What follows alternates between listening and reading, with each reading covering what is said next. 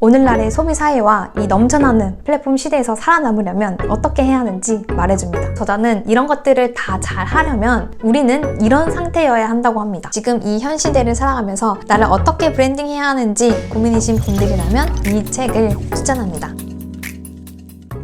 안녕하세요, 애나입니다. 여러분, 기록하기 잘 하고 계신가요? 오리지널 리트를 가져가면서 이게 무슨 말이지? 하시는 분들은 여기 이 영상을 먼저 보고 오시면 될 것 같아요. 오늘 소개할 책의 저자도 기록을 무엇보다 중요하게 생각하고 그 기록한 것을 책으로도 냈는데 저번 영상의 맥락을 좀 이어서 책을 소개해드릴까 합니다. 오늘 리뷰할 책은 프리어커스와 유튜브 채널 모티비에서 많이 언급된 지적 자본론입니다. 먼저 이 책의 저자는 일본 전국에 1,400여 곳 이상의 츠타야 서점을 운영하고 있는 컬처 컨비니언스 클럽 주식회사의 사장 겸 최고 경영자예요. 그런데 이 서점은 일반 서점과는 달리 아주 독특합니다. 츠타야 서점의 책 진열 방식은 자체 개발한 테마별 분류법이 있어요. 요리나 여행 등 고객이 찾는 주제별로 책을 이렇게 구분해 놓고 중간중간에 놓인 독립 판매대에 책과 그 책과 관련된 소품들을 함께 진열해 놨어요. 예를 들면 킨포크 잡지 판매대에는 킨포크 스타일의 식기와 양초들을 함께 진열해 놨고, 하와이 여행 코너에는 하와이 여행 그 가이드 책뿐만 아니라 하와이안 음악 CD나 하와이안 티셔츠를 함께 판매합니다. 근데 이게 이 현 시점에서는 이게 독특한가? 요즘에는 이런 스타일의 편집샵이나 서점이 많은데 라고 생각할 수 있는데, 츠타야 1호점이 개업한 연도가 1983년도예요. 그러니까 이런 라이프 스타일을 제한하는 시도를 약 40년 전에 했다는 것이죠. 그 후 활짝 이탈이나 서점의 위기에도 불구하고 2011년 도쿄에 약 4,000평 정도의 다이칸야마 츠타야 서점을 기획하면서 왜 서점이 잘 안 될까 하는 저자의 생각을 적어놨어요. 서점은 서적을 판매하기 때문에 안 되는 것이라는 결론이었다. 고객에게 가치가 있는 것은 서적이라는 물건이 아니라 그 안에 풍부하게 들어있는 제안이다. 따라서 그 서적에 쓰여있는 제안을 판매해야 한다. 그런데 그런 부분은 깡그리 무시하고 서적 그 자체를 판매하려 하기 때문에 서점의 위기라는 사태를 불러오게 된 것이다. 그래서 CCC는 책의 형태 등에 따른 분류가 아니라 그 제안 내용에 따른 분류로 서점 공간을 재구축했다. 츠타야 서점에는 테마별로 매대를 꾸미는 전문가들이 있는데, 이들이 고객의 가슴을 파고들 수 있는 제안을 몇 가지 생각해내고 그 주제와 관련된 서적과 잡지를 진열해서 이렇게 살아보는 건 어때요? 라고 제안해주는 거죠. 저자는 이 작업을 고도의 편집 작업이며 지적 활동이라고 합니다. 그리고 이 모든 활동을 디자인이라고 해요. 그러면서 오늘날의 소비 사회와 이 넘쳐나는 플랫폼 시대에서 살아남으려면 어떻게 해야 하는지 말해줍니다. 제한 능력이 있어야 한다. 플랫폼은 수없이 많이 존재한다. 그러나 그것들은 단순히 선택하는 장소일 뿐, 플랫폼에서 실제로 선택을 수행하는 사람은 고객이다. 그렇다면 플랫폼 다음으로 고객이 인정해줄 만한 것은 선택의 기술이 아닐까? 각각의 고객에게 높은 가치를 부여할 수 있는 상품을 찾아주고 선택해주고 제안해주는 사람. 그렇기 때문에 디자인이 중요하다. 디자인은 가시화하는 행위이기 때문이다. 즉, 머릿속에 존재하는 이념이나 생각의 형태를 부여하여 고객 앞에 제안하는 작업이 디자인이다. 디자인은 결국 제안과 같은 말이다. 디자인, 제안 이런 것들이 결국 브랜딩인 것 같아요. 이 책은 서점의 큐레이션, 나아가 라이프 스타일을 제안하는 것에 초점을 맞췄지만 결국 우리의 지향점은 나를 브랜딩하고 그냥 나를 알아주세요가 아니라 저는 이런 사람입니다. 이런 경험을 했고 이런 것도 잘해요. 저와 함께 이런 경험을 해보실래요? 라고 제안을 하는 거죠.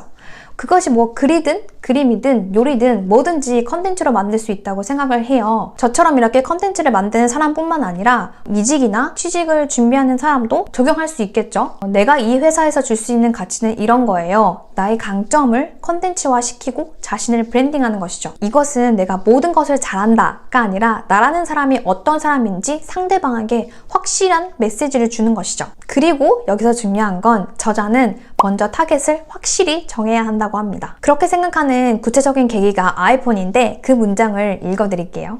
세계를 송두리째 바꾼 이 엄청난 도구를 만들어냈을 때 스티브 잡스가 하고 싶었던 말은 좀 더 많은 커뮤니케이션을 하자라는 것이 아니었을까? 잡스는 아이폰이라는 물건을 판매하려 했던 것이 아니라 그것을 통해 라이프 스타일을 제안했다. 그래서 마케팅이 존재한다. 타깃을 정하고 매력을 어필하는 수법을 통해 판매 계획을 세운다. 그러나 그것이 단순한 물건을 초월해 그 안에 일종의 철학, 바꿔 말하면 라이프 스타일이 제한이라는 의미가 들어간다면 그 물건은 국경, 인종, 세대, 성별을 초월할 수 있는 날개를 얻을 수 있다. 아이폰을 단순히 통신 수단으로 구매하는 것이 아니라 내가 이것을 구매했을 때 나는 어떤 취향이고 어떤 라이프 스타일을 가진 사람으로 보이고 싶은지 이것이 구매로 연결되는 중요한 포인트라고 생각을 해요. 그래서 이 치타의 서점도 사실 지점별로 타겟층이 달라요. 대표적으로 아까 제가 얘기했던 다이칸야마 치타의 서점은 50대 이상의 성인을 대상으로 라이프 스타일을 제안하겠다는 모토로 거기 매장에 가보면 느긋한 분위기의 카페와 그다음에 중후한 취향이 느껴지는 라운지도 있습니다. 이렇게 타겟과 메시지가 확실하면 사업을 좀 더 빨리 성장시킬 수 있지 않을까. 내가 어떤 컨텐츠를 만들 것이며 어떤 분야에서 어떤 취향의 사람을 모을 것인지 그에 맞는 기본적인 기획이 있다면 중간에 좀 막히더라도 방향을 잃지 않고 수정해 가면서 나아갈 수 있지 않을까라고 생각을 해요. 그리고 이 책이 왜 지적 자본론이냐? 우리가 고도 성장기 시대에는 기업이 재무 자본만 있으면 어느 정도 사업을 성공시킬 수 있었어요. 그 재무 자본으로 일단 제품을 만들고, 일단 마케팅을 하고, 일단 판매를 하고 이런 방식으로요. 그러나 지금은 지적 자본의 시대예요. 아까 말한 매대를 꾸미는 장르별 전문가들이 지적 자본인 셈이죠. 그들이 제한 능력으로 브랜딩을 하고 이 브랜드가 어떤 지향점을 가지고 있는지 계속해서 컨텐츠를 만들면서 그 브랜드의 메시지를 단단하고 견고하게 만듭니다. 그러면 그 브랜드를 선호하는 사람들이 모이겠죠. 그러면 이제 그 사람들에게 이런 것의 경험은 어떠세요? 라고 상품 기획을 합니다. 그러면 그 상품은 똑같은 컵이 아니라 그 브랜드의 메시지를 담고 있는 그런 상품이 되겠죠. 그리고 저자는 이런 것들을 다 잘 하려면 우리는 이런 상태여야 한다고 합니다. 모두가 원하고 바라는, 그렇지만 그에 따른 책임과 각오가 없으면 안 되는 것. 바로 자유입니다. 사실 자유롭게 존재한다는 것은 쉬운 일이 아니다. 어렵고 힘들다. 관리받는 쪽이 훨씬 편하다. 자신이 어떤 행동을 취해야 하는지, 무엇을 해야 하는지 스스로 끊임없이 질문을 던지는 행위는 당연하면서도 어려운 일이다. 하지만 자신이 꿈에 다가가려면 자유로워져야 할 필요가 있다. 아니, 반드시 자유로워져야 한다. 관리받는 편안함에 젖어 있어서는 안 된다. 설명을 좀 하자면 여기서 말하는 자유는 하고 싶은 대로 내버려 둔다가 아니에요. 저자는 독일의 철학자 칸트의 설명을 예로 들면서 인간과 동물을 구분짓는 것은 이성이라고 합니다. 동물은 눈앞에 바나나가 있으면 무조건 먹으려 하겠죠.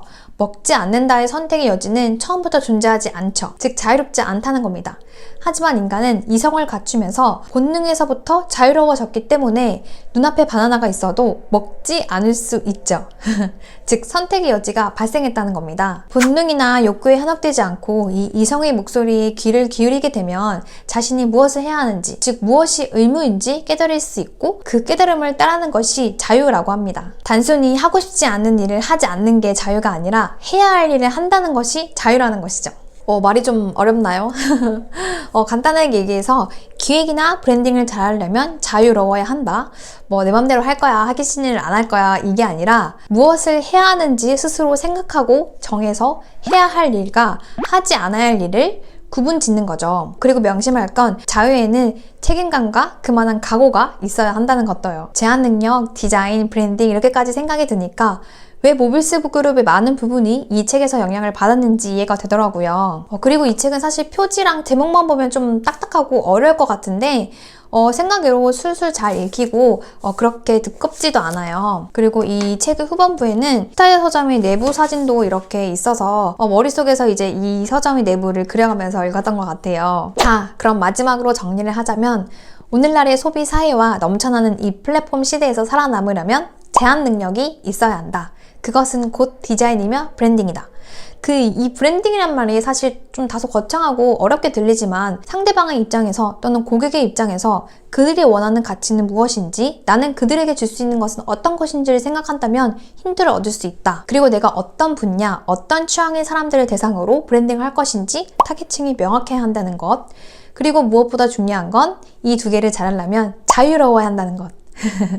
지금 이 현 시대를 살아가면서 나를 어떻게 브랜딩해야 하는지 고민이신 분들이라면 이 책을 추천합니다. 많은 영감을 받으실 거예요.